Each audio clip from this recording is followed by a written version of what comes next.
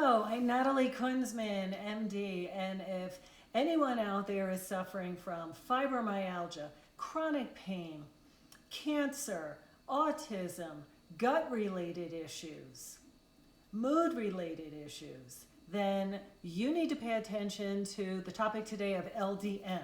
So what is LDN? LDN is standing for low-dose naltrexone. And why is this an upcoming topic? Well, it seems to have so much benefit, in other words, a good bang for the buck with minimal side effects. So we believe that low-dose naltrexone is working by modifying an endorphin release. Now, you need to understand that naltrexone itself came out to the market somewhere around 1984, and it was an opioid blocker to help people come off of heroin. Now, those particular doses were 50 to 100 milligrams.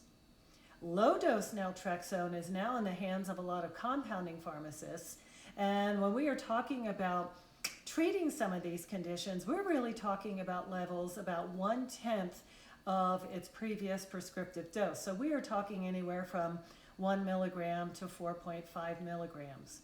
So let's dive into who is showing signs of benefit from this repurposed medication.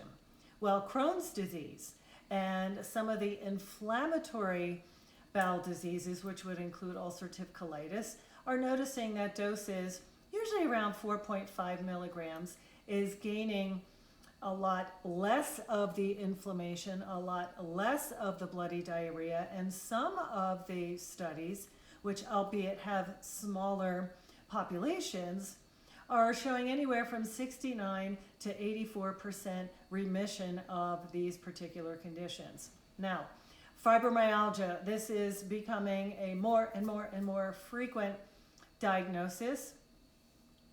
We have noticed that in particular women with fibromyalgia also using 4.5 milligrams of LDN are noticing marked improvement of their symptoms even in as less as 8 weeks. Multiple sclerosis again is capitalizing on the endorphin release of LDN and some of its work on the T cell modulation. Again, this is to be considered adjunctive treatment. In other words, it will go with and synergistically with a lot of the treatments for MS.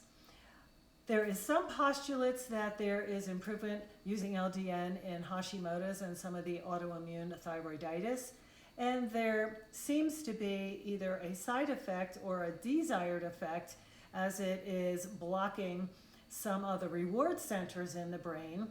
Again, this is where its use came in handy with heroin, that it may actually help as a weight loss strategy, and it also will help modulate our insulin and our growth hormone levels. Again, there may be some vivid dreams and some nightmares related to this as a side effect, but otherwise very well tolerated. I want to dive into a couple more disease states that we are using this, and we are using it heavily in cancer treatment strategies. And again, it is adjunctive treatment, so this would be an integrative approach where you may add this on to the traditional, the oxygenation, to potentially IV therapies. And this adjunctively, we believe, is helping because it is increasing metacaphalin. Now, metacaphalin is an endorphin that is produced in large amounts by the adrenal gland and in beta endorphin in the bloodstream. So we believe it's modulating in this regard. Then it also will increase the number and density on the opiate receptors on a tumor cell membrane.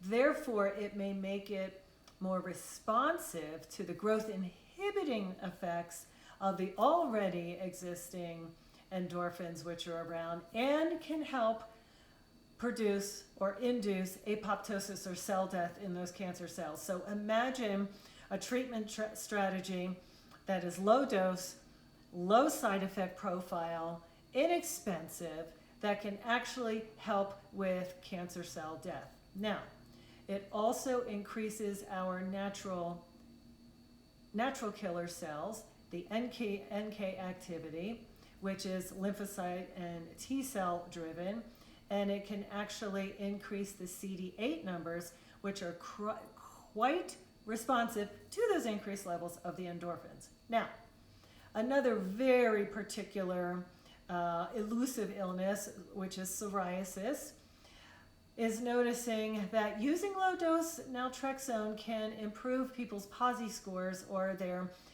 change the surface area of the amount of psoriasis on the skin from anywhere from 10 to 20 or 30%, all the way down to potentially 1% in just a span of 6 months. And it is proposed that it can help keep the remission much, much longer. And some of the proposed and known mechanisms is the reduction in pro-inflammatory markers via its inactivation to the macrophages that are producing the TNF-alpha.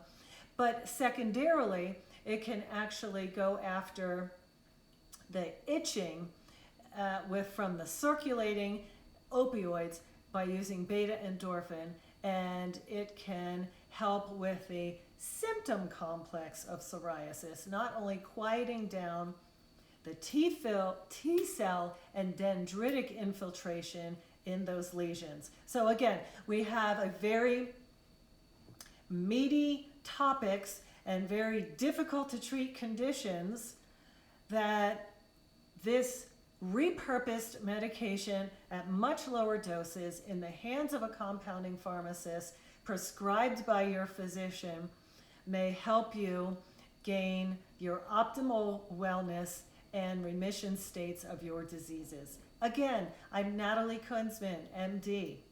Please subscribe to my channel below, and until we meet again, be well